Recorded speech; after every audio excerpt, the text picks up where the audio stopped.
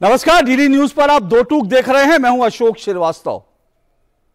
भारत में बॉलीवुड के गाने खूब चलते हैं और अक्सर हमारे जहन में जो हैं कई गाने जो हैं गाए बगाए जो है गूंजते रहते हैं। आज सुबह से मेरे जहन में एक ही गाना गूंज रहा है और वो गाना जो है सलमान खान की सुपरहिट फिल्म का है।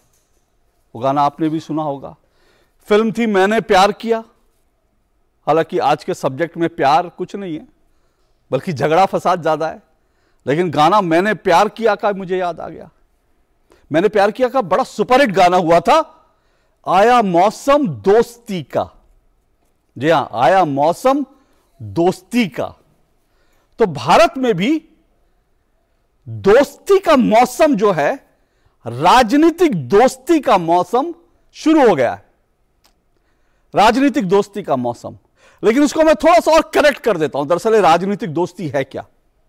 राजनीतिक दोस्ती विरोध ये सब तो चलता रहता है, लेकिन राजनीतिक दोस्ती है क्या? ये राजनीतिक दोस्ती है मोर्चे। जी हां, मोर्चे, मोदी विरोधी मोर्चे।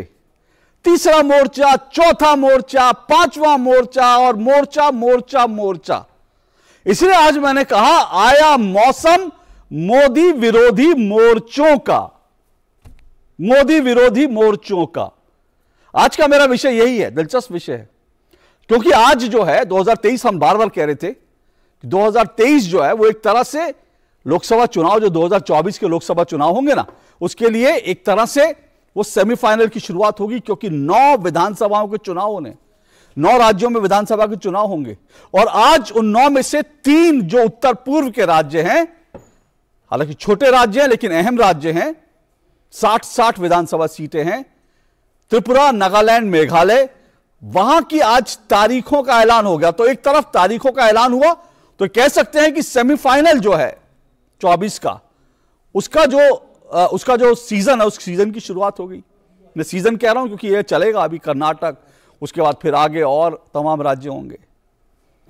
तो एक तरह से ये सेमीफाइनल के सीजन की शुरुआत हो गई है, लेकिन इसके साथ साथ आज मोर्चों के मौसम की भी शुरुआत हो गई है और खम्मम से खम ठोकने के लिए आज मैदान में उतर आए केसीआर के साथ लेफ्ट का मोर्चा, लेफ्ट के मोर्चे के साथ अरविंद केजरीवाल के साथ भगवंत मान के साथ अखिलेश यादव। मोर्चा बनाना है क्योंकि मोदी को हराना है, लेकिन किसको लाना है यह नहीं बताना है। तो आज ये जो भारत की राजनीति में जो मोर्चों का मौसम आया है, हर साल, हर बार चुनाव से पहले आता है, 5 साल में आता है। मोर्चे बनाने ताकि संयुक्त वोट रहे, बिखरे ना, टूटे ना। मोदी को हराना है, इसको हराना है, उसको हराना है, पर चेहरा कौन होगा यह नहीं बताना है। दो टूक में आज हम इसी पर चर्चा करेंगे। आया मौसम मोदी विरोधी मोर्चों का। आइए रिपोर्ट देखिए पहले।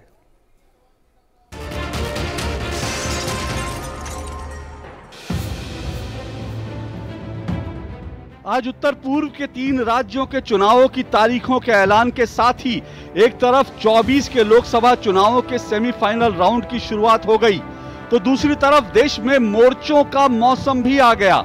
जी हां, मोर्चों का मौसम। तीसरा मोर्चा, चौथा मोर्चा, 5वां मोर्चा और मोर्चा ही मोर्चा। हर 5 साल में लोकसभा चुनावों से पहले भारत में इसी तरह मोर्चों का मौसम आता है। आज मोर्चों के इस मौसम की पहली बरसात तेलंगाना के खम्मम में हुई, जहां मुख्यमंत्री के चंद्रशेखर राव, दिल्ली के मुख्यमंत्री अरविंद केजरीवाल, पंजाब के मुख्यमंत्री भगवंत मान, केरल के मुख्यमंत्री पिनराई विजयन, सपा अध्यक्ष अखिलेश यादव और सीपीआई नेता डी राजा को एक मंच पर ले आए और एक तरह से तीसरे मोर्चे के बनने के संकेत दिए। हालांकि केसीआर के मंच पर पहुंचे तमाम नेताओं में कोई वैचारिक समानता नहीं, लेकिन उसकी जरूरत भी क्या है। इन नेताओं का मकसद तो बस एक ही है, किसी भी तरह नरेंद्र मोदी को प्रधानमंत्री पद से हटाना, और वो सबके भाषणों में भी साफ नजर आया। पहली बार इस देश के अंदर एक उम्मीद की किरण जागने लगी है। इस देश के अंदर कुछ मुख्यमंत्री एक साथ आ रहे हैं, कुछ नेता, अखिलेश यादव जी जैसे नेता एक साथ आ रहे हैं और अब हम सब मिलके इस देश के विकास की चर्चा कर रहे हैं। हम सब मिलके अब राजनीति की चर्चा नहीं करते। तमिलनाडु का गवर्नर तमिलनाडु की सरकार को तंग कर रहा है, तेलंगाना का गवर्नर राव साहब को तंग कर रहा है, दिल्ली का गवर्नर मेरे को तंग कर रहा है, पंजाब का गवर्नर मान साहब को तंग कर रहा है। ये गवर्नर तंग नहीं कर रहे, मोदी साहब तंग कर रहे हैं। अभी कल ही भारतीय जनता पार्टी की मीटिंग खत्म हुई है और उन्होंने कहा कि 400 दिन बाकी हैं। हमें तो लगता था कि ये सरकार तो वो है जो दावा करती थी कि हटेगी नहीं, अब तो वो स्वयं स्वीकार कर रही है कि अब 400 दिन हैं। जो सरकार अपने दिन गिनने लगे, जो सरकार अपने दिन बताने लगे, समझ लो ये 400 दिन बाद सरकार रुकने वाली नहीं है। अब तो 399 दिन बचे हैं। तो सवाल यह है कि अब अगर ये तीसरा मोर्चा बनेगा तो क्या ममता का मोर्चा चौथा मोर्चा होगा? क्योंकि ममता केजरीवाल और अखिलेश यादव के साथ तो जा सकती हैं, लेकिन केसीआर के मोर्चे में तो लेफ्ट फ्रंट भी है और ममता की टीएमसी का तो जन्म ही लेफ्ट फ्रंट के खिलाफ हुआ। और नीतीश कुमार का मोर्चा क्या चौथा मोर्चा होगा? और अगर इतने मोर्चे होंगे तो राहुल गांधी और कांग्रेस की दावेदारी का क्या होगा? वैसे आज के मोर्चे में कांग्रेस को बुलाया ही नहीं गया था और दिलचस्प बात यह है कि जो अखिलेश यादव केसीआर के एक बुलावे पर लखनऊ से खम्मम पहुंच गए, वो राहुल गांधी के निमंत्रण पर यूपी में भारत जोड़ो यात्रा में शामिल तक नहीं हुए। इसलिए आज कथित तीसरे मोर्चे के मोर्चा खोलने से भाजपा तो नहीं पर कांग्रेस जरूर परेशान दिखी। कांग्रेस के नेता तारिक अनवर ने कहा कि जो लोग भाजपा को फायदा पहुंचाना चाहते हैं वही तीसरा मोर्चा बनाने की बात करेंगे। कांग्रेस की परेशानी का एक कारण यह भी है कि राहुल की भारत जोड़ो यात्रा अभी पंजाब से निकली ही थी कि पंजाब कांग्रेस के एक बड़े नेता मनप्रीत बादल पार्टी से टूटकर भाजपा से जुड़ गए।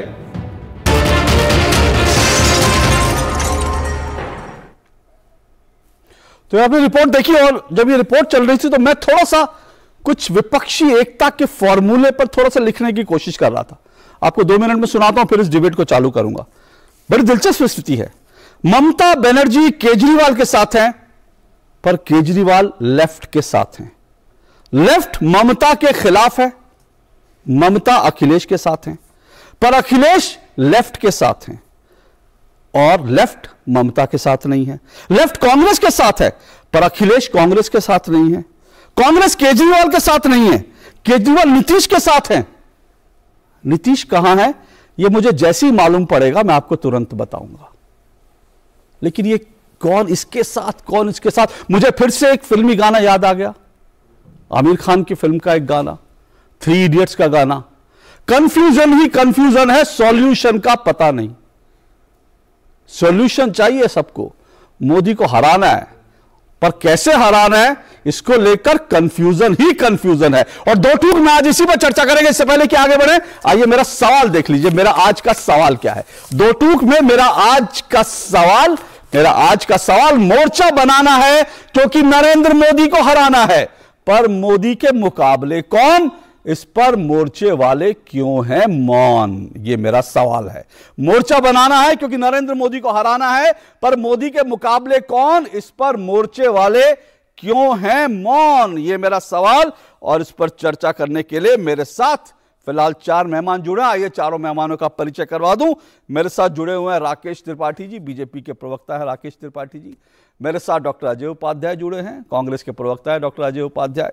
मेरे साथ जुड़े हैं स्वयं प्रकाश पुरोहित जी, टीएमसी के प्रवक्ता है, ममता दीदी के प्रवक्ता।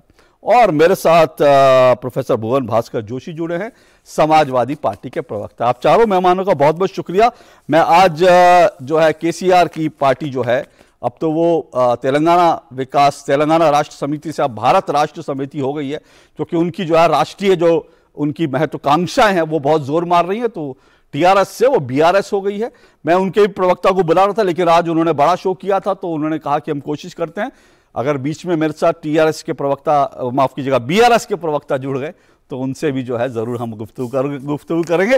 लेकिन शुरुआत करता हूं मैं स्वयं प्रकाश पुरोहित जी से, क्योंकि स्वयं प्रकाश पुरोहित जी, दादा मुझे आपका वो बयान याद आ गया जो आपने मेरे शो पे पिछली बार दिया था। आपने कहा था देवेगौड़ा मुख्यमंत्री बन सकता है तो भाई 40-42 सीटें, माफ कीजिएगा, देवेगौड़ा अगर प्रधानमंत्री बन सकते हैं तो 40-42 सीटें लेकर ममता दीदी प्रधानमंत्री क्यों नहीं बन सकती, और इसी तरह का कुछ होगा, आपने ये कहा था मेरे शो पे। मैं सिर्फ ये पूछ रहा हूं कि आज केसीआर की जो रैली हुई इसमें आप लोग नहीं थे, क्या हो गया? देखिए, जरूरी नहीं है कि कहीं भी कोई रैली हो उसमें हम जाएं। दीदी आज मेघालय प्रोग्राम में है ऑलरेडी। निमंत्रण आया था क्या सर? निमंत्रण आया था क्या मुझे? नहीं, देखिए, नहीं, निमंत्रण का ऐसा कुछ नहीं है। निमंत्रण की अभी तक मेरे पास तो कोई पुख्ता जानकारी नहीं है। आप लोगों के पास पहले आनी चाहिए कि निमंत्रण किसके पास गया नहीं गया। विशेष सूत्र आपके काम करते हैं, सूत्र आपके पास जितने होते हैं उतने हम लोगों के पास भी नहीं होते हैं, ठीक है ना। तो विषय ये है, देखिए 2024 का जो चुनाव है अभी बहुत ज्यादा जल्दबाजी होगी चेहरे की, चाहे वो केसीआर करे, चाहे वो अरविंद केजरीवाल करे, कोई भी करे। लेकिन 2024 का चुनाव ये तो तय है कि राहुल गांधी और नरेंद्र मोदी, ममता बनर्जी, ये कोई इंडिविजुअल चुनाव नहीं है, ये भारतीय जनता पार्टी की जो तानाशाह की सरकार है वर्सेस भारत की जनता का चुनाव होने वाला है। आप चर्चा कर रहे हैं डिबेट का, आपने बहुत सी डिबेट की कि विपक्ष वर्सेस भारतीय जनता पार्टी, विपक्ष मतलब नरेंद्र मोदी। मगर मैं ये पूछना चाहता हूं कि ये नरेंद्र मोदी एनडीए में से लड़ करके आए थे, भारतीय जनता पार्टी से चुन करके नहीं आए थे। पिछला जो चुनाव हुआ था इनके साथी 20 से ज्यादा साथी इनके छोड़ के चले गए हैं। इनकी चर्चा नहीं होती है कभी कि इनके साथी ये कमजोर हो रहे हैं, ये कमजोर हो रहे हैं, इनकी चर्चा नहीं हो रही है। विपक्ष ताकतवर बन रहा है, ये एकदम पक्का है, इसमें कोई दो राय नहीं है कि देश की जनता, विपक्ष कौन है? देश की जनता की आवाज उठाने वाला ही तो विपक्ष है। जो देश की जनता की आवाज, ममता बनर्जी को आप पुरस्कृत कर रहे हैं, अपने दिल्ली में बुला करके उनके कामों को पुरस्कृत कर रहे हैं। अच्छा काम कर रही है, अच्छा काम करने वाले कोई भी लोग आए, कौन मना करता है? लोकतंत्र है, सबको अधिकार है, कोई भी प्रधानमंत्री बन सकता है इस देश का, किसी को रोका नहीं जा सकता है। Citizen of India. दादा सुनिए, ये तो बात आप बिल्कुल ठीक कह रहे हैं, प्रधानमंत्री देश के आप भी बन सकते हैं, इसमें कोई दो राय नहीं, डेमोक्रेसी है, आप भी इस देश के प्रधानमंत्री बन सकते हैं। लेकिन मैं तो ये कह रहा हूं कि चुनाव में क्या होता है, एक स्ट्रैटेजी होती है। अगर आप, मैं सीधी सी बात कह रहा हूं, आप इसको आज भले ही कहने के लिए, तर्क करने के लिए और डिबेट करने के लिए, सुनिए मेरी बात तो पूरी होने दीजिए। मैं कह रहा हूं आप भले इस बात को ठुकरा दे, मेरी बात को, क्योंकि आज आप डिबेट पे बैठे नहीं कहेंगे, अकेले में आप इस बात को मानेंगे। मैं तो सिर्फ ये कह रहा हूं कि अगर आप पश्चिम बंगाल में बिना ममता दीदी के चेहरे के उतरते चुनाव में, तो टीएमसी का जो है ना, ये टीएमसी की सरकार शायद नहीं बनती, क्योंकि ममता दीदी का चेहरा था, ममता दीदी का। और ये भी मत भूलिए 2014, 2019, 2014 के चुनाव से पहले बीजेपी ने बाकायदा नरेंद्र मोदी को कैंपेन कमेटी का अध्यक्ष बनाकर उनका चेहरा देश के सामने ला दिया था। हम कहते हैं और अभी सभी के यहां पे कहेंगे कि भाई ये लोकतांत्रिक व्यवस्था है और चुनाव होता है, जनता उसके बाद जो चुनती है वो अपना प्रतिनिधि चुनता है, ये सब कहने के लिए बातें। लेकिन सच बात तो यह है कि इस देश में जब आप एक चेहरा सामने लाते हैं ना, तो उसके बाद पब्लिक को लगता है कि हां ये चेहरा है और इसकी ये नीतियां हैं, तो अब हम इसके बारे में गंभीरता से विचार करते हैं। मेरा सिर्फ ये कहना है कि आप कह रहे हैं, अभी तो हम सुन रहे थे अखिलेश यादव कह रहे हैं बहुत दिन नहीं रह गए, सभी कह रहे हैं बहुत दिन नहीं रह गए, तो सरकार जाने वाली है, पर आने वाली कौन सी है, आप अभी तक इंतजार कर रहे हैं। देखिए, मैं बता रहा हूं, आपने अभी कहा, बहुत अच्छी बात कही कि दीदी का चेहरा, दीदी हमारा गर्व है, इस देश का गर्व है ममता बनर्जी। बंगाल की जनता के लिए उन्होंने जो किया है वो आप काबिले तारीफ है। आज कन्याश्री हो, रूपोश्री हो, स्वास्थ्य साथी कार्ड हो, आज लक्ष्मी भंडार हो, आज कांग्रेस भी उसी की नीतियों पे चल रही है। हिमाचल प्रदेश से वही लक्ष्मी भंडार वो जनता की महिलाओं को देने की बात कर रही है। आप हमारी नीतियों पे चलिए ना भाई, जनता का गला घोटने वाली सरकार नहीं चाहिए, जनता की बात, जनता की आवाज उठाने वाली सरकार चाहिए, इतनी सी बात है। आप ममता बनर्जी चेहरा बनेगी, आप बात सही है, ममता बनर्जी हमारा गौरव है, ये हमारे लिए गौरव की बात है। मगर इस देश का प्रधानमंत्री वह बनेगा, वह बनना चाहिए जो देश के अंदर में कोई रंगों में भेद ना करे, वो जाति और धर्म में भेद ना करे। आज मोदी जी का बयान आया, कौन है आज बयान, कौन है दादा, वो कौन है? वो है जो बोलते हैं चाकू में धार तेज कर लो। अरे वो मैं आपसे पूछ रहा हूं वो कौन है? वो चेहरा, आप चेहरे की बात कर रहे हैं, आप कह रहे हैं जिसपे देश की जनता यकीन करेगी, जो देश की जनता के, मैं पूछ रहा हूं वो कौन है बाबा? वही तो मैं पूछ रहा हूं आपसे। देखिए, विपक्ष के अंदर में देखिए अभी जो देश का जो माहौल है, क्षेत्रीय पार्टियों को एकजुट होना पड़ेगा। क्षेत्रीय पार्टियां जितनी भी है वो एकजुट होना ही पड़ेगा, वो एकजुट होकर के ही इस तानाशाही सरकार को हटा सकती है। कांग्रेस जिस स्थिति में नहीं बिल्कुल है, बिल्कुल ये सच्चाई की सर। बात यहाँ है। पर सर, यहाँ पर आपने जो बात कही ना, लाख टके की बात की, और मैं इसी से आपकी बात से आगे बढ़ाता हूं। मैं डॉक्टर अजय उपाध्याय के पास जाता हूं। आपने आज लाख टके की बात की कि भाई जो है एकजुट होना पड़ेगा, सबको एक साथ आना पड़ेगा, एकदम, है ना, क्षेत्रीय अपनी अपनी जमीन को पकड़ के लड़िए बीजेपी अरे के दादा खिलाफ। बिल्कुल सही बात की, लेकिन आपकी जानकारी, क्योंकि आपने तो कहा आपको नहीं पता, तो मैं अपने सूत्रों की खबर बता देता हूं। आज जो केसीआर ने जो सभा की, उसमें टीएमसी को निमंत्रण तक नहीं गया, बुलाया तक नहीं गया। तो यही तो सवाल है। केसीआर अपने मंच पर जो है ममता दीदी को नहीं चाहेंगे, अगली बार ममता दीदी जो है वो केसीआर को नहीं बुलाएंगी, क्योंकि केसीआर के साथ लेफ्ट है और लेफ्ट जो है कांग्रेस के साथ है और ममता कांग्रेस के खिलाफ है। यही तो मैं कह रहा हूं, कंफ्यूजन ही कंफ्यूजन है, सॉल्यूशन का पता नहीं। डॉक्टर अजय उपाध्याय भी होगा देश हित में।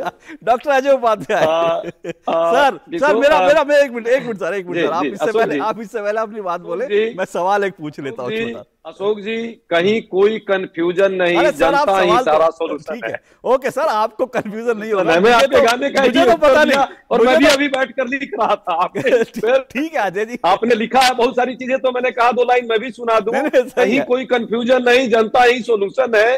सत्ता के साथ नहीं, जनता के साथ सारा विपक्ष एक साथ रहे और जनता के विरोधी नीतियों के साथ है, जो भाजपा जनता विरोधी नीतियां अपना रही है। तीसरी बात, जनता का नारा है महंगाई बेरोजगारी ही मात्र एक नारा है और बीजेपी को इसीलिए हराना है। बाकी आगे ओके सर, ओके, मैं यही तो कह रहा हूं कि ये सारे जो नारे बहुत निकलते हैं लेकिन सॉल्यूशन निकलता नहीं। आप इसे सॉल्यूशन मानते हैं, आप नारों को सॉल्यूशन मानते हैं, तो डॉक्टर साहब आपकी मर्जी है, आप समझिए। लेकिन मेरा सवाल सीधा लिखा था, मैंने कहा मेरा सवाल भी लिख दूं। ओके ठीक है, मेरा सवाल आपसे सीधा सा है, आज क्यों नहीं केसीआर ने आपको बुलाया? हाँ, बड़ा अच्छा प्रश्न किया आपने। कल आपने ये प्रश्न ममता जी से पूछा, ये प्रश्न भाजपा वाले से भी पूछेंगे कि उनको भी क्यों नहीं बुलाया। पुराने साथी को तो हराना है सबने, भाजपा को तो हराना है सबने थे। अरे केसीआर भाई बीजेपी को क्यों बुलाएगी? बीजेपी को हराने के लिए तो मोर्चा बना रहे हैं वो। केसीआर बहुत जल्दी, मैंने केसीआर बहुत ज्यादा दिन नहीं हुआ है, कुछ ही दिन पहले वो साथी थे उनके, इसलिए मैंने ये कहा कि ऐसी चीजें आती है राजनीति में कि कई बार आपके दोस्त जो हैं वो दोस्त नहीं रहते, और बारी बारी से जितने लोगों ने छोड़ा है भाजपा को, यदि प्रश्न करेंगे कि वो लोग भी उनको बुलाएं तो नहीं बुलाएंगे। कांग्रेस की जहां तक बात है, बहुत अच्छा प्रश्न है, राजनीतिक प्रश्न है, उसका जवाब भी मुझे देना है। तेलंगाना की जो परिस्थिति है आपसे ज्यादा बेहतर कोई नहीं जानता। वहां प्रमुख विपक्षी दल कांग्रेस सत्ता में जो है उसके विरुद्ध में हमारी लड़ाई है, स्थानीय स्तर पर, क्षेत्रीय स्तर पर, ये सबको पता है। केसीआर पुराने साथी भाजपा के रहे हैं, उनकी वैचारिक अपनी एक स्थान रहा है, अभी भी नहीं रहते हुए भी साथ नहीं है आज। लेकिन राष्ट्रपति का चुनाव देखिएगा, उपराष्ट्रपति का चुनाव देखिएगा, सब जगह वो किसको समर्थन दिया ये पूरा देश देख रहा है। अगली बात, जिनको उन्होंने बुलाया है वो लोग उनके समान विचारधारा से, कहीं ना कहीं भाजपा के विचारधारा से, मैं कहता हूं बी टीम से जुड़े हुए लोग हैं। एक्सेप्ट मैं अखिलेश यादव की बात करता हूं। अच्छा, अखिलेश यादव को मैं नहीं कहूंगा, लेकिन ये भी सच है कि ये सभी दल किसी न किसी दौड़ में भाजपा के साथ रहे हैं। रामो बामो की सरकार रही हो, जनता पार्टी के समय की सरकार रही हो, एकमात्र कांग्रेस पार्टी है जो भाजपा के साथ वैचारिक आधार पर अलग है, और भाजपा और कांग्रेस दो विचारधारा राष्ट्रीय स्तर पर। अजय जी, आपने कहा अखिलेश यादव को छोड़ करके बाकी सारे आज जो मंच पर थे वो ऐसे लोग हैं जो बीजेपी का समर्थन करते रहे, है ना, कभी ना कभी करते रहे। हाँ, तो उसमें तो लेफ्ट भी थे जो आज आपका समर्थन कर रहे हैं। हाँ, मैंने रामो मामो इसीलिए पहले ही नाम ले लिया कि आप पे प्रश्न जरूर हमसे करते। और 77 में भी, मैं तो कह रहा हूं सर, और 89 में भी, 77 में भी और 89 में भी, सभी लोग भाजपा के साथ थे। रोहित जी एक मिनट रुकिएगा, जी। अच्छा, दूसरा सवाल मुझे बताइए कि भाई तीसरा मोर्चा वो बना रहे हैं, आपकी पार्टी के नेताओं को तकलीफ क्यों हो रही है? वो तो मोर्चा बना रहे हैं। आज तारिक अनवर जी कह रहे हैं कि जो तीसरा मोर्चा बना रहा है वो जो है बीजेपी के पक्ष में काम कर रहा है। इसका मतलब आप अखिलेश यादव को कितना ही कहें, लेकिन आप तारिक अनवर की बात का सीधा सा मतलब है, आज जो केसीआर, लेफ्ट, अखिलेश यादव, भगवंत मान, केजरीवाल जो मिले वो दरअसल बीजेपी की मदद करने के लिए मिले। 4 नाम नहीं लीजिए, 3 ही लीजिए तो ठीक है। भगवंत मान का नाम लेने का मतलब जहां खिड़की खुली हुई है, जहां खिड़की खुली हुई है उसको मत गरियाइए, क्योंकि खिड़की वहां खुली हुई है। अच्छा, चलिए ठीक है, उनका चूंकि कोई नहीं है यहाँ प्रतिनिधि, इसलिए मैं ज्यादा उन पर नहीं बोलूंगा। लेकिन सच्चाई ये है, और ये सच्चाई सबको स्वीकारना होगा आज के परिप्रेक्ष्य में। राष्ट्रीय स्तर पर भाजपा से यदि भाजपा के जन विरोधी नीतियों से यदि जनता को राहत दिलानी है, भारत के संवैधानिक संस्थाओं की रक्षा करनी है, जो मूल उद्देश्य है, महंगाई बेरोजगारी से जनता को राहत देनी है, तो ये तो तथ्य स्थापित है कि भाजपा के विरुद्ध एक वो दल, वो टीम जो क्षेत्रीय स्तर पर मजबूत है, राष्ट्रीय स्तर पर मजबूत है, उनको एक मंच पर आना चाहिए और एक वैकल्पिक राजनीति और वैकल्पिक कार्यक्रम, दोनों चीज मैं बार बार कहता हूं, वैचारिक लेवल पर साथ हो, वैकल्पिक राजनीति उनकी हो और एक कार्यक्रम जनता के बीच ले जाना चाहिए। और मैं कहता हूं ये कांग्रेस पार्टी इसके लिए ऑफर करे जरूरी नहीं है, सभी दलों का यह दायित्व बनता है, सभी लोग आए, यदि उनको लगता है कि जनता दुखी है और जनता के हित में भाजपा को देश के सत्ता पक्ष से बाहर करना है, यही तो सर एक पास एक साथ आना पड़ेगा। सर सारी कहानी यही है, सारी कहानी यही है कि आप दो चीजें मैं जल्दी क्लियर कर देता हूं, राकेश जी के पास आप जाएंगे। राकेश जी चूंकि एक विद्वान प्रवक्ता हमारे साथ यहां बैठे हुए हैं, बीजेपी के साथ अभी तक प्रमुख दल का मैंने भी लिस्ट देखी है, JDU, PDP, TDP, Shiv Sena, Akali Dal, KCR, टीएमके, BJD, ये सभी दल थे भाजपा के साथ है, सभी छोड़ दिए। इतने दलों ने, जो प्रमुख दल है, बाकी बहुत सारे अभी भी हैं और बहुत सारे छोड़ गए। कांग्रेस के साथ इसमें से कई दल, जो 7 प्रमुख दलों का मैंने लिस्ट दिया, उसी तरह 7 प्रमुख दलों का मैं लिस्ट दे रहा हूं, JDU, TDP, Shiv Sena, NCP, RJD, DMK, JMM, ये प्रमुख दल है जो कांग्रेस के साथ जुड़े हैं, कांग्रेस के अलायंस के साथ है। मेरा ये मानना है कि बारी बारी से जो इनको छोड़ गए, जुदा हो गए, ओके, और कोई यहां गिरा कोई वहां गिरा, ओके, आखिर ऐसे दल पर भी चर्चा होनी चाहिए, ओके, अलायंस की यदि पॉलिटिक्स होगी तो क्यों छोड़ गए। ठीक है, ओके, राकेश जी जवाब देंगे, लेकिन राकेश जी जवाब देंगे, लेकिन एक छोटा सा सवाल मेरा आपसे है, क्योंकि अब तो आपके पार्टनर हैं जेडीयू, पिछले लोकसभा चुनाव में कितनी सीट जेडीयू को मिली थी? मुझे लगता है कि 16 सीट उनके पास डायरेक्ट थी और भाजपा को भी नहीं, 16 इन लोगों ने दिया था, एक दूसरे को बांटा था, और 16 सीट उनके पास अभी है, और 39 सीट में से 6 सीट गई थी जो इनके पास अभी एलजेपी का कितनी सीट से आया है? जेडीयू कितनी सीट जीती थी? 17 सीट मिली थी, 16 सीट दोनों जीते हैं, भाजपा भी 16 और 16 ये भी जीते हैं, 32 और 6 मुझे लगता है एक और कोई इनका जीता है बिहार में। बीजेपी कितनी सीटें जीती थी देश भर में? जेडीयू की 16 सीटें थी, बीजेपी देश भर में कितनी सीटें जीती थी? देश भर का नहीं, बिहार का मुझे लगा। अरे सर बिहार तो, मैं तो, अरे बिहार तो जेडीयू तो बिहार में ही है, बिहार देश का हिस्सा, मैं तो सिर्फ पूछ रहा हूँ देश भर में बीजेपी कितनी सीटें जीती थी? 40 सीट में बिहार में 39 सीटें अलायंस जीती थी और वाकई बेहतर प्रदर्शन था, लेकिन इस बार उसमें से प्रमुख दल जो उनका, चलिए आपका सवाल राकेश जी से है, ओके, 41 सीट महाराष्ट्र में जीती। ठीक है सर, आपका सवाल राकेश जी से है, इसलिए राकेश जी जवाब देंगे, लेकिन मैं सिर्फ एक तथ्य सामने रख रहा हूं जनता के, और वो तथ्य यह है कि जब यही जेडीयू, यही नीतीश कुमार जब बीजेपी से अलग होकर बिहार में लड़े थे तो उनको 4 लोकसभा सीट मिली थी, महज 4।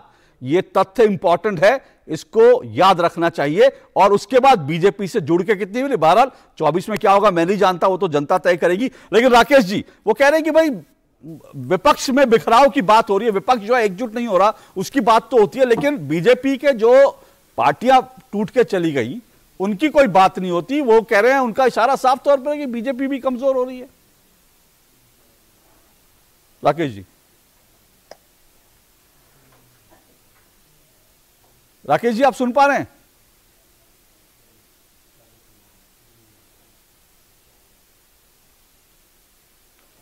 देखिए अशोक जी, गठबंधन एक सच्चाई है, हम गठबंधन को नकार नहीं सकते हैं।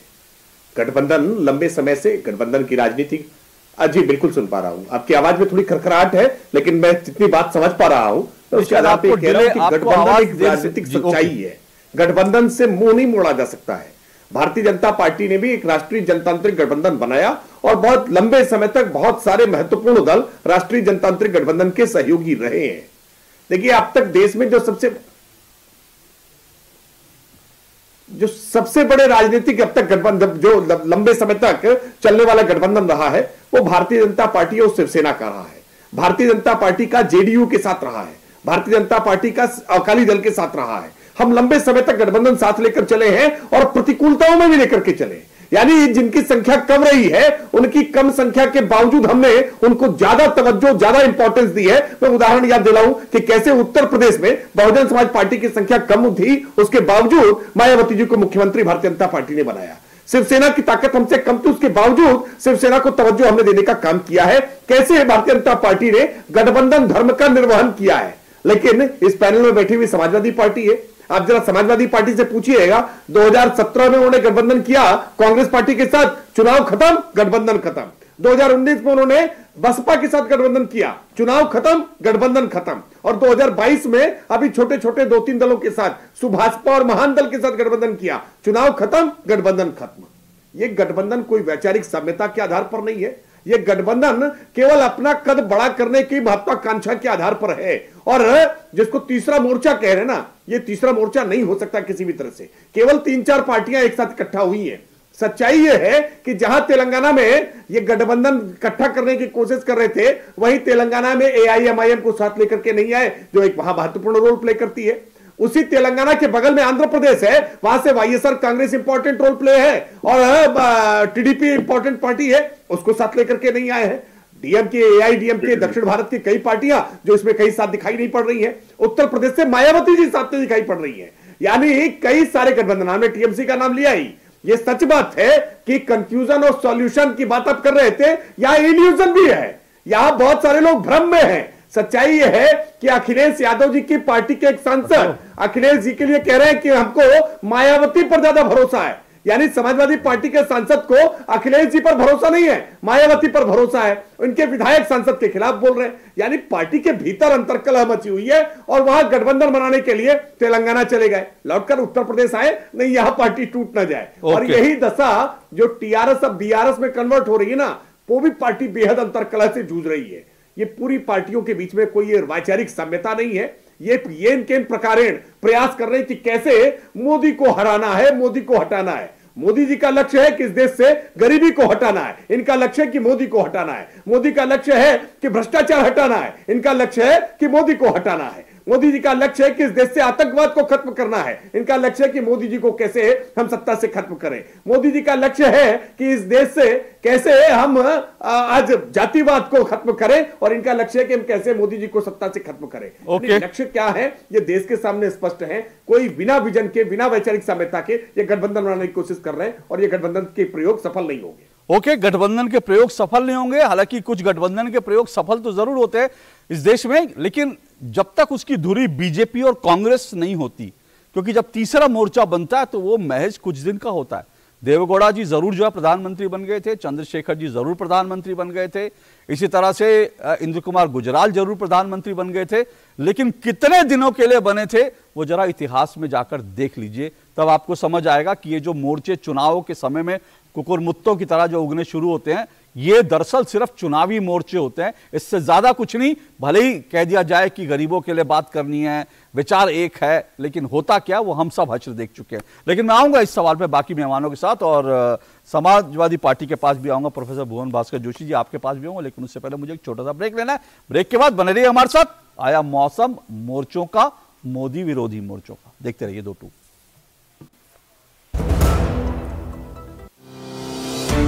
परीक्षा यानी रिजल्ट, एडमिशन, करियर और सक्सेस का प्रेशर। इस स्ट्रेस को मैनेज करने क्यों ना ले प्रधानमंत्री नरेंद्र मोदी जी से मोटिवेशन। अगर आपको फोकस करना है तो पहले डी फोकस होना सीख लीजिए। सिर्फ परीक्षा के अंक ही जिंदगी नहीं है। हर साल की तरह इस साल भी प्रधानमंत्री जी करेंगे विद्यार्थियों से सीधा संवाद और बढ़ाएंगे एग्जाम वॉरियर्स का हौसला। परीक्षा पे चर्चा 2023 देखिए DD न्यूज और सभी सोशल मीडिया प्लेटफॉर्म्स पर 27 जनवरी सुबह 11 बजे से।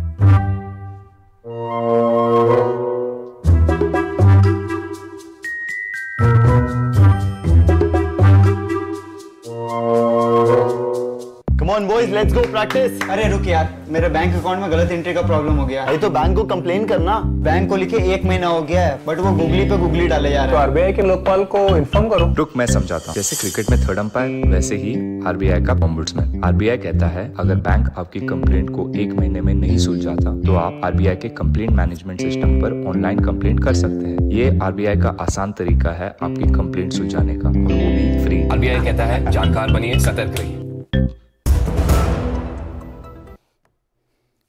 तो दो टुक आप देख रहे हैं, दो टुक में हम चर्चा कर रहे हैं। आया मौसम मोर्चों का, मोदी विरोधी मोर्चों का।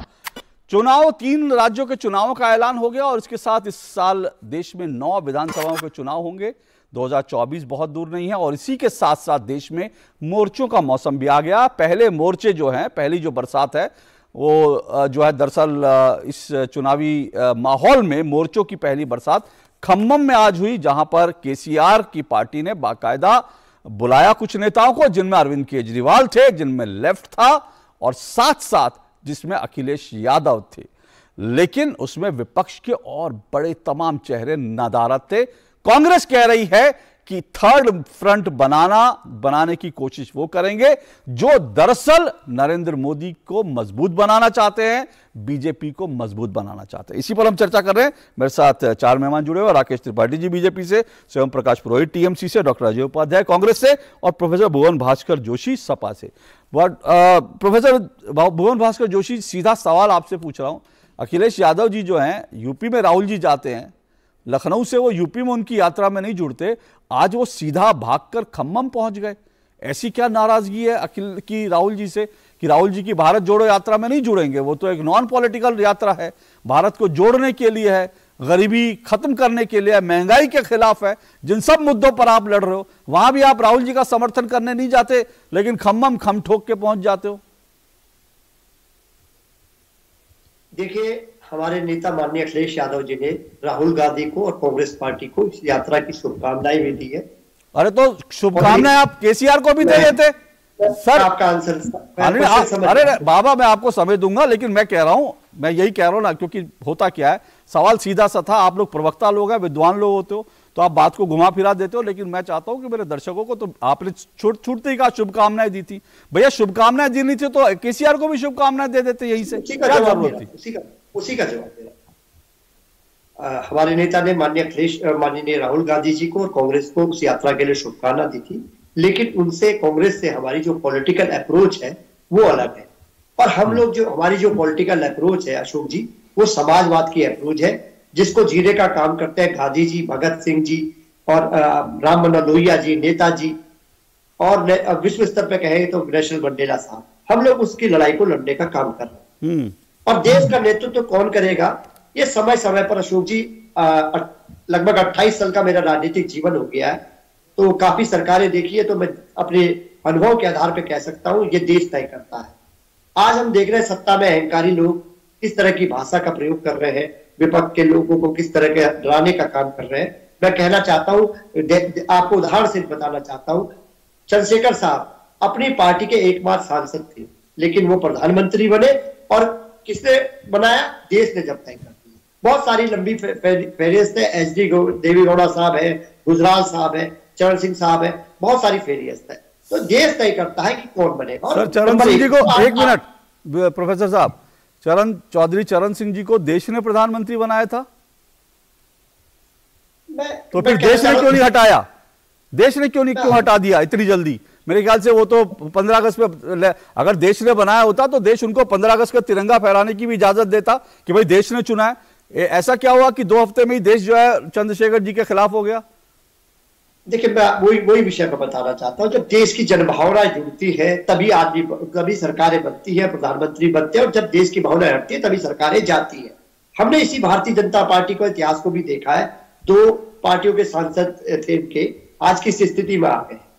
निश्चित तौर पर सरकारें बदलती रहती है और ये लोकतंत्र की खूबसूरती है। और जो बात आप चला रहे हैं कि आप अन्य पार्टियों के एजेंडे के बारे में मैं नहीं कहना चाहता, लेकिन माननीय अखिलेश यादव जी, हमारी लड़ाई अलग है। हमारी लड़ाई नहीं है मोदी हटाओ, हमारी लड़ाई है नंबर 1 भारतीय जनता पार्टी की जो नफरत की राजनीति है, इसको हटाइए, बेरोजगारी हटाइए, महंगाई हटाइए। जो परीक्षा माफिया लगातार उत्तर प्रदेश में हुई है, लगातार युवाओं को रोजगार नहीं मिल पा रहे, परीक्षा हो नहीं पा रही है, उसके खिलाफ हम लोग लड़ने का काम कर रहे हैं। जो गंगा जमुना तहजीब आपने की वजह से चली गई है, उसको लाने का प्रयास कर रहे हैं। हम लोगों का मुद्दा, इस मुद्दे पे हम लोग काम कर रहे हैं, और जो भी इस विपक्षी एकता के लिए प्रयास करेगा, आदरणीय ममता बनर्जी ने करा, हम स्वागत और सहयोग करेंगे। नीतीश कुमार जी ने करा, हम स्वागत और सहयोग करेंगे। आज चंद्रशेखर राव साहब कर रहे हैं, हम उनका भी सहयोग और उनको स्वागत करने का मतलब कांग्रेस का सहयोग नहीं करेंगे, बाकी सबका सहयोग करेंगे, क्योंकि आपने स्पष्ट शब्दों में कह दिया कि आपकी पॉलिटिकल अप्रोच जो है वो समाजवादी है, इसलिए कांग्रेस, और वैसे भी अखिलेश यादव भी कह चुके हैं कि भाई बीजेपी और कांग्रेस जो है वो समान है, वो एक जैसे हैं, इसीलिए समाजवादी पार्टी जो है कांग्रेस के साथ नहीं जाना चाहती, तो वो ठीक है। एक बात, जिस समाजवादी पार्टी किस लिए चुनाव में जा रही है, किस मॉडल के साथ जता रही है, उसको बताना देश को बहुत जरूरी। एक मिनट रुकिए मॉडल, एक मिनट सर, मॉडल आपने अभी बताया, मैं इसलिए रोक रहा हूं क्योंकि आपने इंपॉर्टेंट बिंदु पर छोड़ा है। मैं उस इंपॉर्टेंट बिंदु पर कांग्रेस और उसके बाद मैं शिवम प्रकाश जी के पास भी जाऊंगा, क्योंकि इंपॉर्टेंट बिंदु ये है। देखिए, आप अपनी पॉलिटिकल पार्टी को अप्रोच बताएंगे तो आप सबके पास आपकी अपनी पार्टियों के 36 पेज के जो है चुनाव घोषणा पत्र होंगे, आप वो पढ़ना शुरू कर देंगे तो मेरा कार्यक्रम जो है वैसे ही खत्म हो जाएगा। मेरी बोलने की बारी नहीं आएगी, किसी के बोलने की बारी नहीं आएगी, तो वो उसमें फिर बात कर लेंगे। आपको दूरदर्शन जो है बाकायदा चुनाव का ऐलान होने के बाद दूरदर्शन आपको समय भी देता है अपना घोषणा पत्र पढ़ने के लिए, आप आइए उसमें खूब से पढ़िए अपने घोषणा पत्र। लेकिन आपने इंपॉर्टेंट बात की तो मैं उस पर कांग्रेस के डॉक्टर अजय उपाध्याय वो कह रहे हैं कि हमारी पॉलिटिकल अप्रोच अलग है। आपने खिड़की खोली, उन्होंने खिड़की बंद कर दी। बताइए, वो कह रहे हैं कि हमारी पॉलिटिकल अप्रोच अलग है, कांग्रेस से बिल्कुल अलग है। देखिए, ये बात तो सच है कि समाजवादी पार्टी का जो शुरुआती दौर में जो अस्तित्व रहा है, चाहे नेताजी हो या बाकी चीजें हो, एक पॉइंट पर ये साथ रहे हैं धर्मनिरपेक्षता के मुद्दे पर। बाकी इनकी अपनी समाजवादी चिंतन है, अपना सोच है। लेकिन कांग्रेस पार्टी का जो प्लेटफॉर्म है वैचारिक आधार पर, हमारे पास सी राजा गोपालाचारी से लेकर के और आचार्य नरेंद्र देव और तक लोग साथ में थे, समाजवादी भी थे, राइटिस्ट भी थे। आज भी वैसी धारा हमारे कांग्रेस के अंदर है। Manmohan Singh ji centre to right हैं और बहुत सारे लोग हमारे पार्टी के अंदर थे, इंक्लूडिंग राहुल गांधी जो सेंटर टू लेफ्ट है। तो एक मंच है, एक वैचारिक आधार है और उनको अपना बात रखने का है। लेकिन अशोक जी, 2-3 बात जल्दी से मैं खत्म करना चाहता हूं, जल्दी। जो आपने चर्चा की मोर्चा बनना चाहिए, मैं इसके विरोध में नहीं हूं। लोकतंत्र है, बहुलतावादी ये इस देश की भी संविधान लोगों को इजाजत देता है। फिर क्षेत्रीय अस्मिता की भी बात है, अलग अलग उनका अपना एस्पिरेशंस है, तो बात इसमें कोई बुराई नहीं है। और सभी दलों को मैं कहता हूं, हम लोग राष्ट्रीय दल हैं, चाहे भाजपा हो या कांग्रेस हो, लेकिन हमारे अलावे 8 राष्ट्रीय दल पंजीकृत है देश में। उनका अपना एक कोई ना कोई अस्तित्व है, तभी पंजीकृत उनको मिला है मान्यता। क्षेत्रीय दलों की संख्या लगभग 56-57 है, मैं देख रहा हूं अभी। और यदि वैसे गैर मान्यता प्राप्त दल को दे देंगे तो ये सब 28-29 है। तो इनकी अपनी अपनी कहीं ना कहीं छोटी, किसी की से है, किसी की बड़ी से है।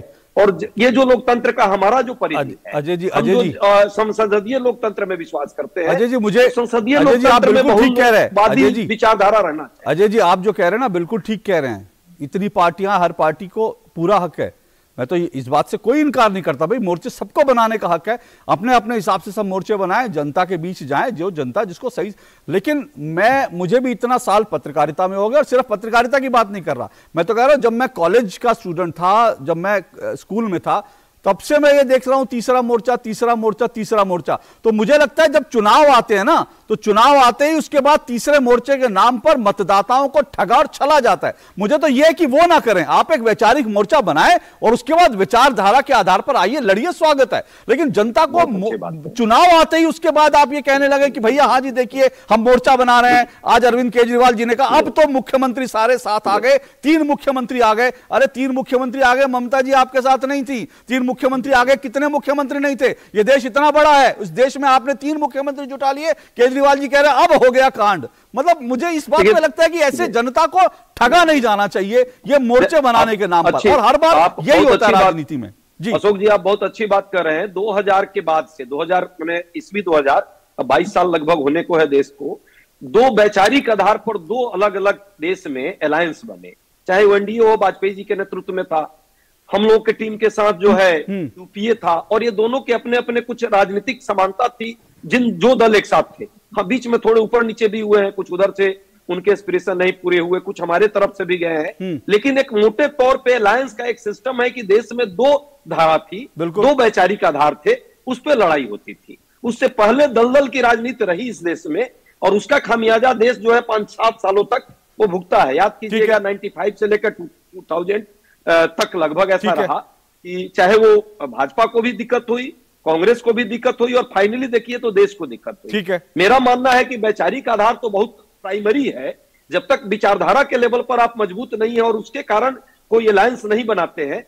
ठीक है, हम भाजपा के विचारधारा को नहीं मानते हैं, ठीक है, इसीलिए हमारी अपनी अस्तित्व है। ओके ओके, हमारी विचारधारा नहीं मानते हैं, इसीलिए लड़ते हैं, इसीलिए सवाल उठता है टीएमसी कहां है, की विचारधारा नहीं मानते, इसीलिए सवाल उठता है विचारधारा मतलब। हाँ ओके, इसीलिए सवाल उठता है टीएमसी कहां है, क्योंकि टीएमसी तो कांग्रेस से निकली हुई एक पार्टी है, ममता दीदी तो कांग्रेस से निकली, और वो टीएमसी बीजेपी के साथ भी सत्ता में रह चुकी। आज उसे बीजेपी भी पसंद नहीं है, कांग्रेस भी पसंद नहीं है, लेकिन सवाल है स्वयं प्रकाश पुरोहित जी कि दो धाराएं हैं देश में, आपको किसी ना किसी धारा में जाकर जुड़ना पड़ेगा। आप अगर अपने लेवल पे सोच रहे हैं कि 42 सीटें लेकर ममता दीदी को जो है वो प्रधानमंत्री बनाएंगे, तो मुझे लगता है, हो सकता है मैं गलत हूं, आप मुझे अपने तर्कों से गलत साबित कर भी दीजिएगा, लेकिन मुझे लगता है कि देश जो बीच में देवगौड़ा जी की बात करें या बाकी लोगों की बात करें ना, वो जो अस्थिरता का जो दौर आया था, देश उससे आगे निकल गया है। पिछले सभी चुनाव में आप देखेंगे तो जनता एकमुश्त वोट देती है, क्योंकि जनता को लगता है स्थायी सरकार चाहिए। तो ऐसे में टीएमसी कहां है? आप क्यों नहीं राहुल गांधी को सपोर्ट कर देते भाई? देखिए, आपने अभी टीवी चैनल में बहुत सी बातें की है, आपने खुद प्रश्न उठाया। देखिए, सवाल यहाँ पे राहुल गांधी यूपीए में भी टीएमसी रही है, एनडीए में भी रही है, वाजपेयी जी के साथ भी रही है, और मनमोहन सिंह जी की सरकार में भी ममता बनर्जी रही है। बात यहाँ पे अड़ियलपन का या ऐसा नहीं है कि हमको ही प्रधानमंत्री बनना है, ऐसी भी बात नहीं है। हमने अपने पूरे अभी तक एक बार भी ये नहीं कहा कि ममता बनर्जी में क्षमता है प्रधानमंत्री बनने की। हम ये कहते हैं कि वो भी एक चेहरा बन सकती है, मगर इसका मतलब ये नहीं है कि हम किसी और चेहरे के लिए मना करेंगे। बात अभी मुद्दा क्या है? मुद्दा है ये जो भारतीय जनता पार्टी की जो सरकार है, ये जो सरकार जिस तरह से आरएसएस के रंग में रंग करके देश के अंदर में अपने ही दोस्तों को हटा दे रही है, और एक तानाशाही, मतलब जहां जो मर्जी करेंगे, कोई इनके विपक्ष पे बोलेगा वो राष्ट्रद्रोही है, ऐसी सरकार का विरोध होना है। इसकी आवाज ममता बनर्जी ने सशक्त रूप से अपने बंगाल में उठाई। आपने कहा कांग्रेस के साथ क्यों नहीं जाना चाहिए, मैं आपको जवाब देता हूं, कांग्रेस को आत्ममंथन की आवश्यकता है। क्यों है? क्योंकि कांग्रेस देखिए उसी सीपीएम के साथ हाथ मिला रही है, जिस सीपीएम ने हजारों कांग्रेस के कार्यकर्ताओं को नरसंहार किया था पश्चिम बंगाल में, आज उसी के साथ में बैठी है, आज उसी सीपीएम के साथ में वो हाथ मिलाएगी बंगाल में। तो ममता बनर्जी को अंगुली उठाने के पहले कांग्रेस को भी सोचना पड़ेगा कि वो उनके साथ क्यों नहीं है। ममता बनर्जी, देखिए ममता बनर्जी को सोनिया गांधी हाथ 2009 का एक सीन आपको याद होगा कि सोनिया गांधी ने मुर्शिदाबाद में हेलीकॉप्टर से हाथ पकड़ करके दोनों को मंच में लेके गई थी ममता दीदी को। उसके बाद में 2011 में ममता दीदी और कांग्रेस मिलकर के लड़ी, मगर उसके बाद क्या हुआ? वही कांग्रेस को हराने के लिए वामपंथियों से हाथ मिला रही है। बहुत इंपॉर्टेंट बात कही आपने चरित्र आपको सत्ता हथियाने के लिए कांग्रेस को भी सोचना पड़ेगा। ओके, आपने बहुत इंपॉर्टेंट बात की। मैं राकेश जी आपके पास हूं, उससे पहले जल्दी से डॉक्टर अजय उपाध्याय, मुझे बार बार याद आता और मैं कभी भूलता नहीं, क्योंकि मैंने राजनीति में इतनी जघन्यता कभी देखी नहीं। मैंने स्वयं प्रकाश पुरोहित जी बताएंगे, मुझे जगह का नाम याद नहीं है। कांग्रेस के कार्यकर्ता को मार करके उसके खून से सने चावल, जो उस कार्यकर्ता के खून से सने चावल उसकी मां को खिलाए थे, यही लेफ्ट थी। और आज आप उसी लेफ्ट के साथ बंगाल में गए, लेफ्ट के साथ जाने के बावजूद आप जीरो हो गए। उसके बाद आज आप उसी त्रिपुरा में जाके लेफ्ट के साथ हाथ मिलाते, तो टीएमसी तो आपको आईना दिखा रही है कि भाई आप देखिए आप किनके साथ जा रहे हैं। जिससे लड़ना था उसके गोदी में जाके बैठ गए, तो फिर आपको आईना दिखा रही है टीएमसी। देखिए, जो अभी स्वयं प्रकाश पुरोहित जी हैं, एक बहुत ही विद्वान प्रवक्ता है। उनको ये याद आना चाहिए कि जब ऐसी परिस्थिति कई बार आई है, जो भाजपा कभी कम्युनिस्ट पार्टी के साथ हाथ वैचारिक आधार पर नहीं मिला सकती थी, उस कम्युनिस्ट पार्टी के साथ 89 में उसको समर्थन दिया। जनता पार्टी के समय भी वो समर्थन दिया कम्युनिस्ट पार्टी को। टाइम और परिस्थितियों का हो सकता है ये तकाजा रहा हो, लेकिन ये सच्चाई है कि जो हिंसा की राजनीति इन राज्यों में है, जो त्रिपुरा की बात की और आपने बंगाल की, 10 सेकंड से, इन दोनों राज्यों में हम लोग सदैव प्रयास करते हैं कि वहां हिंसा की राजनीति ना हो। आज की बात मैं कर रहा हूं, आज की, अभी आप रिपोर्ट दिखाएंगे शायद, हमारे जो वहां के प्रभारी हैं अजय कुमार डॉक्टर, आज वो माने गंभीर रूप से घायल हैं त्रिपुरा में, और भाजपा के लोगों ने वो उन पर अटैक किया है। उनके मंत्री वहां उपस्थित थे, अभी उनकी चेक हो रही है। आप अपना जो टीम आपका दूरदर्शन का हो उनसे आप बात कीजिएगा, एक बार देखिएगा। ये दोनों राज्यों की तासीर अलग सी हो गई है। क्या पता करता है इस तरह से हिंसा पे क्यों? नहीं सर, मुझे बताइए ना, बंगाल में ऐसा क्या हुआ कि आपको, नहीं मुझे बताइए, बंगाल में ऐसा क्या हुआ कि आप ममता दीदी को छोड़ करके लेफ्ट के साथ चले गए? ममता दीदी तो आपके साथ थी ना, आप वो उनके कार्यकर्ता भी लेफ्ट ने मारे, आपके कार्यकर्ता भी मारे। दीदी हमारे साथ भी थी, ममता दीदी कभी भाजपा के साथ भी थी, ममता दीदी फिर मेरे साथ भी हो जाएंगी, हो सकता है कल भाजपा के साथ भी हो जाएंगी, इससे हमको कोई दिक्कत नहीं है। ममता दीदी का प्रश्न नहीं है और कांग्रेस पार्टी और राहुल गांधी और मोदी जी का प्रश्न। सर यही तो कंफ्यूजन है। देश की जनता के हित में क्या होना चाहिए था बंगाल में, हम लोगों ने उन परिस्थितियों में इस चीज को ध्यान रखा। हालांकि हमें उसका हानि उठाना पड़ा है, हमें हानि उठाना पड़ा है, मैं इसको स्वीकारता हूं। लेकिन बावजूद बंगाल की जो राजनीतिक परिस्थिति थी आपने भी देखा है और आपने बहुत सारे शो किए हैं। वहां ममता जी अच्छी हैं, लेकिन ममता जी के नीचे जो वर्कर हैं, जिस तरह से आपस में लड़ाई लड़ते हैं और हिंसा की एक दौर चला, भाजपा भी उसमें लास्ट में सम्मिलित हो गई। और किस तरह से वहां शरद चंद्र चट्टोपाध्याय जी का वो जो मूर्ति का विध्वंस किया गया, सबने देखा कैसा माहौल पूरे देश में बनाया दोनों दलों ने। हम हिंसा की राजनीति वालों के साथ। राकेश जी, अभी जो है सवाल ये कि अभी विपक्ष जो है वो थोड़ा बिखरा बिखरा दिख रहा है और समझ में नहीं आ रहा विपक्ष क्या करेगा, लेकिन सबके मन में एक उत्कंठा बहुत जबरदस्त है कि भाई सरकार को हटाना है, मोदी जी को हटाना है। तो कहीं आपको इस बात की चिंता, डर लगता है कि भाई कभी ना कभी इस एक पॉइंट पे, सिंगल पॉइंट पे कि मोदी को हटाना है, मोदी को हराना है, इस सिंगल पॉइंट पर अगर सब लोग साथ आ गए तो क्या होगा?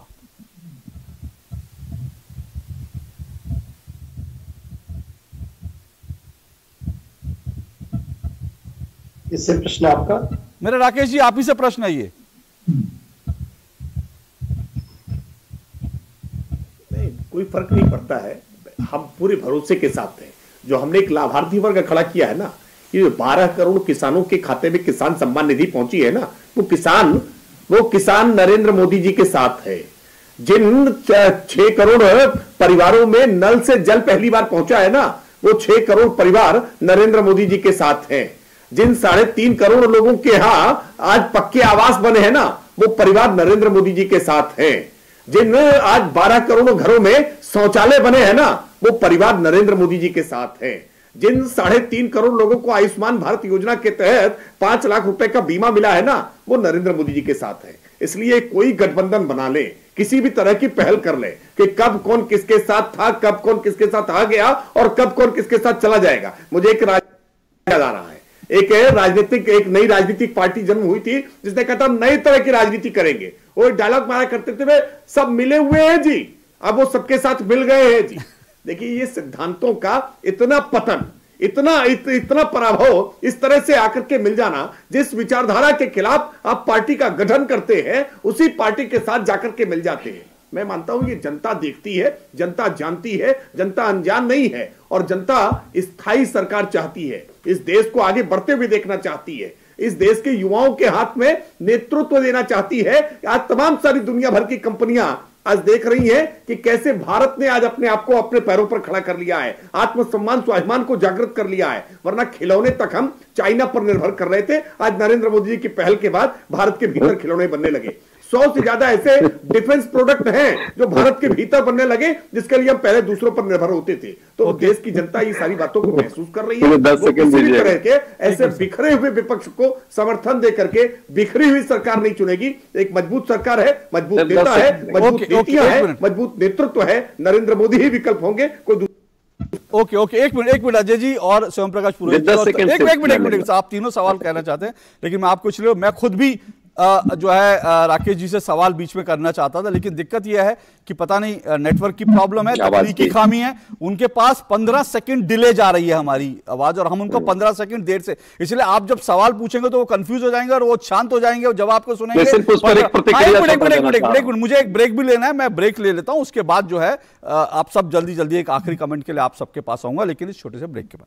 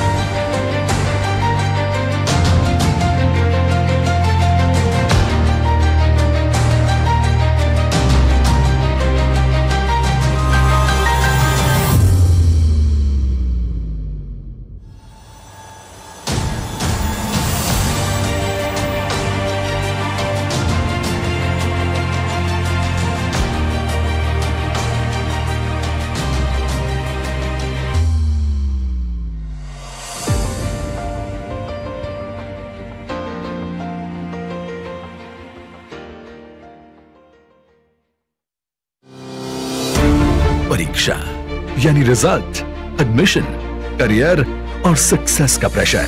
इस स्ट्रेस को मैनेज करने क्यों ना ले प्रधानमंत्री नरेंद्र मोदी जी से मोटिवेशन। अगर आपको फोकस करना है तो पहले डीप फोकस होना सीख लीजिए। सिर्फ परीक्षा के अंक ही जिंदगी नहीं है। हर साल की तरह इस साल भी प्रधानमंत्री जी करेंगे विद्यार्थियों से सीधा संवाद और बढ़ाएंगे एग्जाम वॉरियर्स का हौसला। परीक्षा पे चर्चा 2023 देखिए डीडी न्यूज और सभी सोशल मीडिया प्लेटफॉर्म्स पर 27 जनवरी सुबह 11 बजे से। Thank you sir. जिंदगी टॉप गियर में चलेगी जब परिवार के कल की सुरक्षा होगी नॉन स्टॉप। इसलिए मेरी मानो, आज ही जुड़िए प्रधानमंत्री जीवन ज्योति बीमा योजना और प्रधानमंत्री सुरक्षा बीमा योजना से, जो देती है 2-2 लाख रुपए का बीमा। दिखाइए समझदारी, निभाइए जिम्मेदारी। आज ही अपनी नजदीकी बैंक शाखा या डाकघर जाकर इन योजनाओं से जुड़ें।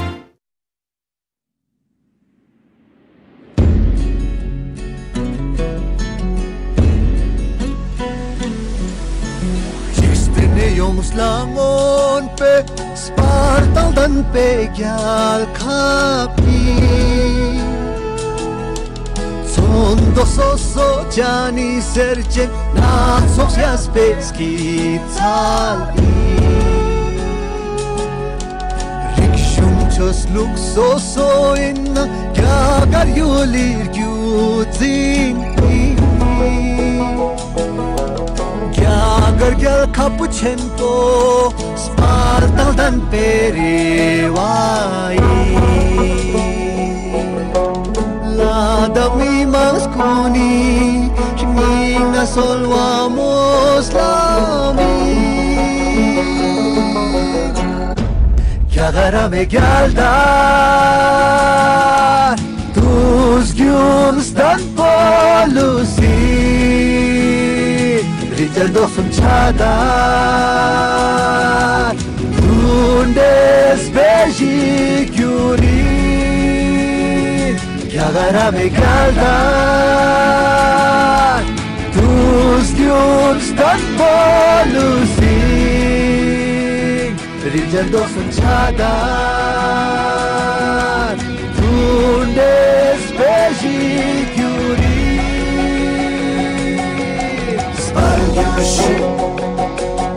Gel sarıl görüşü Gel görüşü Ladas gel görüşü Sarıl görüşü Gel sarıl görüşü Gel görüşü Ladas gel görüşü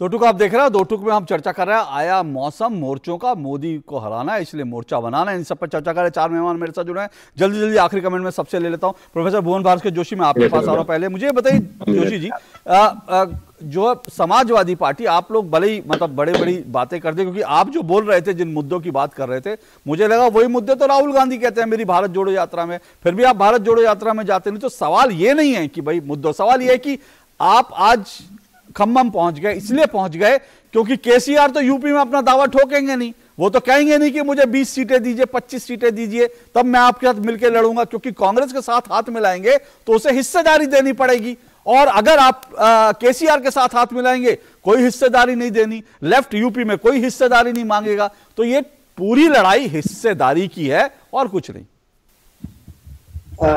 Ashok जी, जिसे आप हिस्सेदारी कह रहे हैं, हम उसको भागीदारी कहते हैं। वहां पर जो भागीदारी है उत्तर प्रदेश में, और जनमानस ने तय भी कर दिया, अभी जो उपचुनाव था, परिणाम था, उसने तय कर दिया है कि भारतीय जनता पार्टी की नफरत की राजनीति उत्तर प्रदेश में कोई खत्म कर सकता है तो केवल माननीय अखिलेश यादव जी और समाजवादी पार्टी। निश्चित तौर पर देश और प्रदेश में साफ संदेश, वहां कोई स्कोप नहीं है। और निश्चित तौर पर हम कहना चाहते हैं, हमारे जो तृणमूल के साथी यहाँ बैठे, अगर वहां पर भारतीय जनता पार्टी की नफरत का अंत कर सकती है तो आदरणीय बहन, आदरणीय दीदी ममता बनर्जी कर सकती है, चंद्रशेखर राव कर सकते, वहां कर सकते हैं, और नीतीश जी और राष्ट्रीय जनता दल बिहार में कर सकते हैं। यूपी में प्रियंका जी नहीं कर सकती क्या? उपचुनाव का परिणाम बता देता है। देश मेरे और आपके हिसाब से या अन्य पैनलिस्टों के हिसाब से मतलब यूपी में प्रियंका जी नहीं कर सकती ना, ठीक है। देखिए जो चुनाव का परिणाम है, चाहे 22 का चुनाव ले लीजिए, उपचुनाव का रिजल्ट ले लीजिए, साफ संदेश है Bharatiya Janata party versus Samajwadi party. ठीक ठीक ठीक ठीक, Bharatiya Janata party versus Samajwadi party. बोलिए डॉक्टर अजय उपाध्याय भैया, तय तो होगा। यूपी में आपको दरवाजा खोलने की बहुत कोशिश की शुरू में आपने, लेकिन दरवाजा खुला नहीं, जोशी जी ने दरवाजा बंद किया। देखिए एक बात अच्छी लगी मुझे कि कम से कम जोशी जी या त्रिपाठी जी को भी मैं धन्यवाद दूंगा कि आज दोनों लोग मुद्दों पर हैं, और वो मुद्दे जो नफरत देश से मिटना चाहिए, देश में बेरोजगारी महंगाई दूर होनी चाहिए, जैसे त्रिपाठी जी ने कहा सरकार क्या क्या काम कर रही है, उसी पर चर्चा हो रही है। अभी तक जितने डिबेट ज्यादातर होते थे, वो डिबेट में ज्यादातर प्रवक्ता जो है उससे भटक जाते थे और वो हिंदू मुस्लिम इधर उधर में लग जाते थे। आज यही हमारी उपलब्धि है अशोक जी, यही हमारे भारत जोड़ो यात्रा की उपलब्धि है। यही चाहते हैं कि मुद्दों पर बात हो, देश में जनता के मुद्दे जो हैं। सर आपकी उपलब्धि एक और है, सरकार ने क्या किया और विरोधी पक्ष का क्या किया। सर आपकी उपलब्धि एक और है, भी अपनी जिम्मेवारी है। सर आपकी उपलब्धि एक और है, पंजाब से यात्रा निकलती है और मनप्रीत बादल जो है बीजेपी में जाके जुड़ जाते हैं। आपकी उपलब्धि ये मुद्दा नहीं है, बहुत सारे लोग मिलेंगे, जैसे अभी सिंधिया साहब। राकेश जी आ रहा हूँ एक मिनट, ठीक है। राकेश जी, स्वयं प्रकाश पुरोहित जी, आपका आखिरी कमेंट क्या? आपसे भी मैं ये जानना चाहता हूं कि अल्टीमेटली ममता दीदी के नेतृत्व में क्या कोई मोर्चा बनने जा रहा है? और अगर ये जा रहा है तो तीसरा मोर्चा तो आज हमने शक्ल देखी जिसमें लेफ्ट भी है, तो सवाल ये कि आपका मोर्चा कौन सा होगा? चौथा होगा, पांचवा होगा?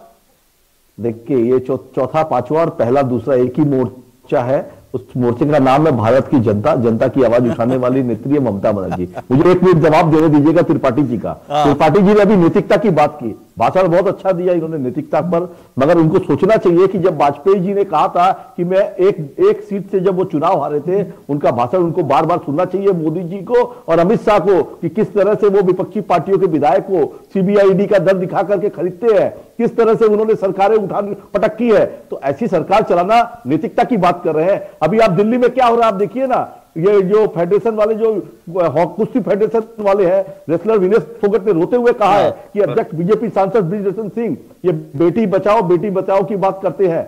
इस तरह का काम करने वाले लोगों में नैतिकता कहाँ है? ओके राकेश जी जवाब दे, लेकिन उससे पहले आपके बात से मुझे एक बात समझ में आती है कि पता नहीं मोदी जी आप लोगों को एक कर सकते हैं, नहीं कर सकते तमाम विपक्षी पार्टियों को, लेकिन सीबीआई और ईडी एक जरूर, ईडी जो है वो जरूर एक कर सकता है। हो सकता है इसी बहाने आप लोग एक साथ आ जाए। चलिए राकेश जी, विपक्ष में मोदी जी बैठ जाएंगे तब भी हो जाएगी। हाँ चलिए देखते हैं। राकेश जी रिस्पॉन्ड कीजिए। वो कह रहे हैं कि भाई आप लोग नफरत फैलाने वाली बात करते हैं, लेकिन आज आप मुद्दों की बात कर रहे हैं और ये हमारी उपलब्धि है, ये कह रहे हैं अजय जी।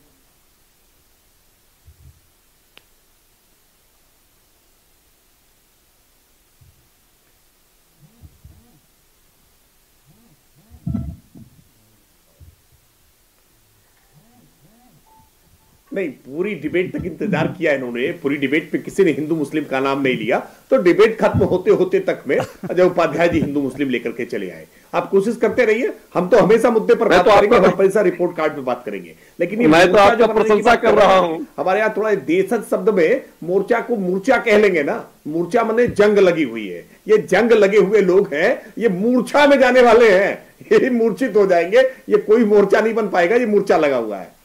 चलिए ठीक है, कोई मोर्चा बन पाएगा नहीं बन पाएगा ये हम नहीं जानते, इसका इंतजार करना पड़ेगा। लेकिन मैं फिर यही कह रहा हूं, ये मोर्चे जो है ना, चुनाव के समय ही सबको याद आते हैं मोर्चे बनाने, मोदी को हराना है, मोर्चा बनाना है, लेकिन उसके बाद मोदी के विरोध में कौन, इस पर सब हो जाते हैं मौन। और जनता तो ये जानना चाहती है कि भाई अगर मोदी के टक्कर में आप ला रहे हैं तो किसको ला रहे हैं। अगर आप 1 दर्जन नेताओं को खड़ा करेंगे तो मुझे नहीं लगता कि जनता आज इस मूड में है कि एक बार फिर चंद्रशेखर, देवगौड़ा और जो है इंद्र कुमार गुजराल उस दौर में जाए जहां देश की सरकारें जो हैं कुछ चंद दिनों या चंद महीनों में होती थी और देश में एक बार फिर से मध्यावधि चुनाव होते थे। इसलिए जनता स्थायित्व चाहती है, तो जनता तो डिमांड करेगी कि बात बताइए, आप एक नेता बताइए, एक नीति बताइए, उसके बाद आप आइए हमारे बीच। इसके बिना आप जाएंगे तो फिर मुझे आमिर खान की फिल्म ही याद आती है, कंफ्यूजन ही कंफ्यूजन है, सॉल्यूशन का पता नहीं। बहरहाल आज इतना ही, आपसे फिर मुलाकात होगी। सभी मेहमानों का बहुत बहुत शुक्रिया, नमस्कार।